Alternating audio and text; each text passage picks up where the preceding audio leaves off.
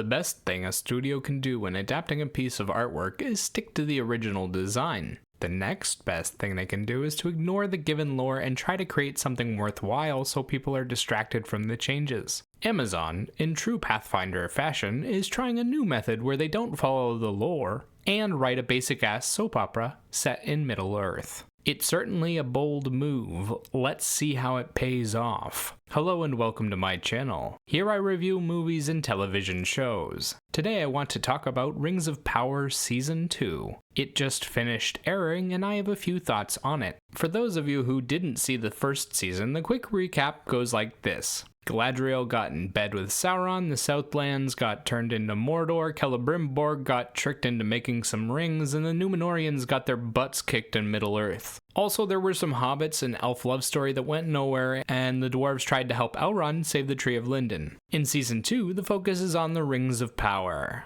The dwarves of Khazad-dûm face internal conflict after receiving their ring. The elves fight amongst themselves over whether or not the rings can be trusted, and in Eregion, Celebrimbor is tricked into making more rings. The hobbits and not Gandalf walk around in the desert a bunch and meet a new group of not hobbits. Not Gandalf also meets a kind stranger and faces off briefly with a dark wizard. Adar and his orcs march on Eregion while securing Mordor. Back in Númenor, Pharazôn makes an attempt on the throne while Elendil and Miriel grieve their losses. Okay, now that you know what's going on, let's talk about how they did. The answer is a simple meh. The writing and the quality of the visuals certainly don't hold up to the Peter Jackson films, but most of the acting and the soundtrack are awesome and can hold their own. So if you're looking for something to pass the time, this is decent. It's just not going to change your life or be that memorable. Starting with the good. The cast is fantastic. There are a number of great performances throughout the show from actors like Sophia Nomvet, Maxim Baldry, Owain Arthur,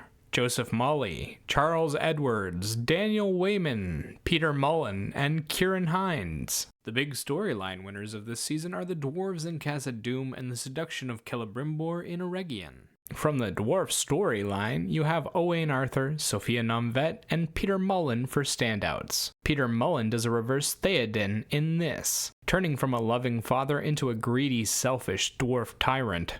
As he does, Arthur and Nomvet play out a heartbreaking attempt to rescue the king from the corruption eating him. Nomvet and Arthur showed incredible chemistry with one another and put a lot of emotion into their performances. It was easy to connect with their characters and I couldn't help but root for Durin to get his moment to shine. In Eregion, we get to see how Sauron seduced Celebrimbor. Charles Edwards plays it fantastically. He's a proud and somewhat naive elf that tries his best to resist Sauron but finds the deceiver more than he can handle. There's a push and pull between them and Edwards goes through a roller coaster of emotions depicting the struggle. You empathize with him the whole time as it's tragic watching him being led like a lamb to the slaughter. In the other storylines, Peter Wayman, Ciarán Hinds, Maxim Baldry, and Joseph Mawley all get big moments to perform and knock them out of the park. They don't get enough to really stand out though. On the other good note, the soundtrack is complex, fantastical, and full of emotion. It brings a Celtic folk song sound to the show and follows the story beats precisely. It makes you sad, happy, and fills you with tension as the story demands it. It also never overpowers the dialogue or interferes with the scenery. It's just a well-done soundtrack, similar to the ones used in the Peter Jackson films.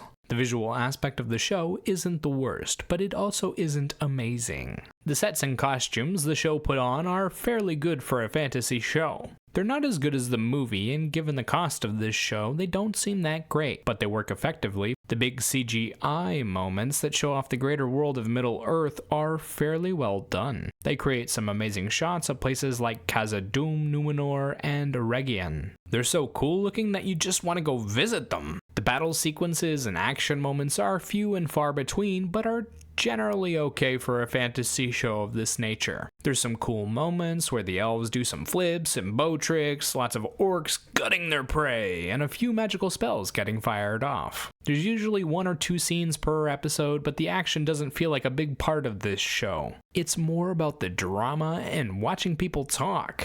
Which brings us to the worst part of the show. The writing. The story is full of holes, bland characters and storylines. For holes, you have characters acting out of turn, forgetting important details and skills at key moments, and constant character death fakeouts. None of it makes any sense, like when Adar randomly lets Sauron go, or when Adar leaves Elrond, Arondir, and Gil-galad alive. It's like the show doesn't know its own characters or their motivations. They also managed to turn the elf characters and the humans into the most boring ones. The elves spend all their time arguing, and the humans spend all their time on a coup attempt. Both storylines are filled with lots of conversations and very little actually happening. The Stranger's storyline was the worst. It didn't matter at all to the rest of the show and could have been resolved in a single episode. Instead, they dragged it out for 8 episodes and made it even less interesting. They also gave Gandalf his name and staff in the dumbest ways imaginable. He literally just picks up a stick off the ground and he calls himself Gandalf because the not hobbits called him Grand Elf. My eyes actually rolled out of my head during that scene. Personally, I found the season better than the last one, but it wasn't that great. It did have its moments though. I really liked the dwarf storyline and part of Celebrimbor's seduction. It was also kind of cool seeing Tom Bombadil and the Ent wife. Aside from that, I'll have forgotten most of this season within a week. The writing is just that bland and boring. The finale especially. There were a lot of awful moments in it. Looking right at you, Halbrand. As for a rating, I'd give this season a 6 out of 10. Remember, these are just my thoughts on the show. Let me know what you think in the comments below. Bye-bye!